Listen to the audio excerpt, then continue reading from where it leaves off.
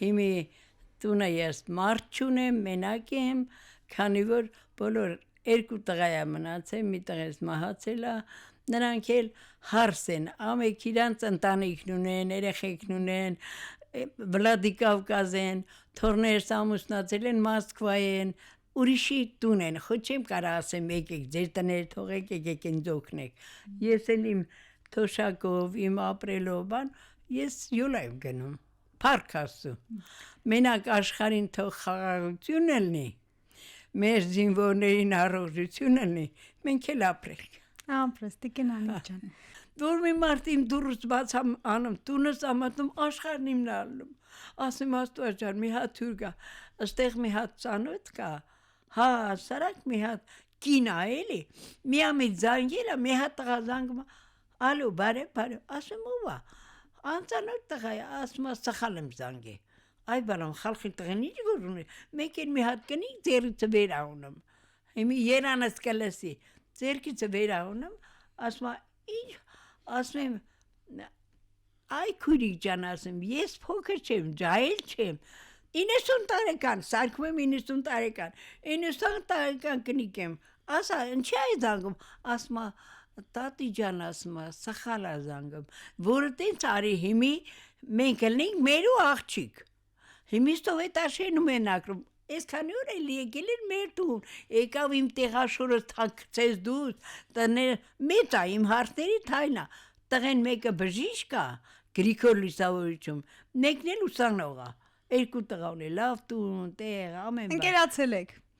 Արդեն ընտելացել ենք, գալիս ա մեր տուն, հիմի նոր զանգել եմ, ասել եմ ըստեղ եմ, ասում ա շեֆիդ վերցրա արի մեր տուն, խորովածը սեղան են դրած։ Տիկին Անիկ, հիմա եթերից հետո բոլորը լսելու են, բոլորն իմանալու են, որ դուք մենակությունից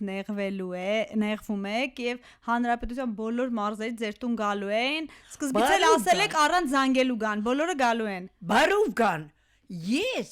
գյուղացի մարդ եմ, ինչքան ելնի, չելի, ես են իմ ծառ ջուրը, որ իմ դռանը կա, նրանով հյուրասրեմ ճամփ կդնեմ։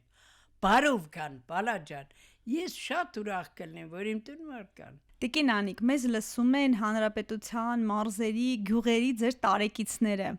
Դիլիջանում լսում են, Տավուշում լսում են, Տաշիրում լսում են, Մոսկվայում են լսելու։ Բայց մեր հայ տատիկներին, ձեր տարեկիցներին դուք ինչ խորհուրդ կտաք, ինչ անեն։ Ես խորհուրդ կտամ, հարգելի տատիկներ, ինչքան կարաք ձեր ուժեղ պահեք, ինչքան կարաք աշխատեք, մաքուր եղեք, մաքուր կերեք, ոչ թե ցեխոտ, կեղտոտ, որ թույնավորեք։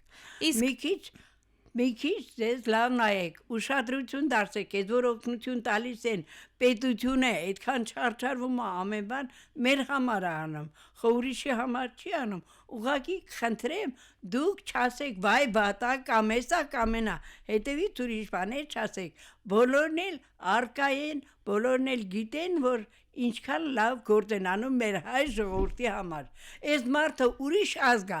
ինչ գործ ունա եկել աստե, չէ որ հոգատար է, մեր մասին մտածող է, դրա համար պետքա գնահատենք, բալաջան։ Չտրտնջան ուզում եք ասեք, չտրտնջան։ Այո, ես օրինակ 45,000 թոշակ եմ ստանում, չեմ տրտնջում, ես հպարտ եմ, այ իմ ընկերուհիները թոլստեն, թե ես ինչքան եմ հպարտանում, որ աշխատում եմ, ուրիշի մուխտես չեմ ընգնում,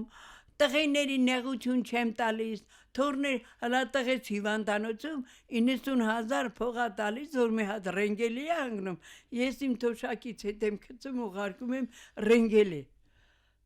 այդ որ չանեմ, չաշխատեմ կլնի։ Մինչև հիմա Տիկին Անիկը աշխատում է, փողոցները Ես աշխատում եմ քաղաքապետարանում, շատ հոգաչափ շնորհակալ եմ, Խաչատրյանից էլ, Մկրտչյանից էլ, բոլոր ընդհանուր կազմից քաղաքապետարանի, որ ինձ տեսնում են ուրախանում են, ասում են մեր ուրախությունն եկավ, ես էլ իմ ավելով եմ հպարտանում, ցավը տանեմ, իմ ավելը աշխարհ է, եթե չլինի, ես չլնեմ, որ տեսնեմ, եթե ավելն էլ չլինի, տեսնում եմ թուղթաբան անգած, վերցնում եմ, որ մաքուր էլ եմ մեր վարդենիցը լավն է, ես մերնեմ նրան ժողովրդին, Աստված ջան, աշխարհին խաղաղություն տուր ժողովուրդն ապրեն, համեցեք, եթե կգաք, համեցեք, յուր, Սրտաբաց կընդունենք ձեզ։ Տիկին Անիկ, այն հին ժամանակների պես զանգելով գանք, թե առանց զանգել գանք։ Ոնց ուզում ես։ Առանց զանգելուն ավելի լավ է։ Անակնկալ։ Աբա ո՞ն։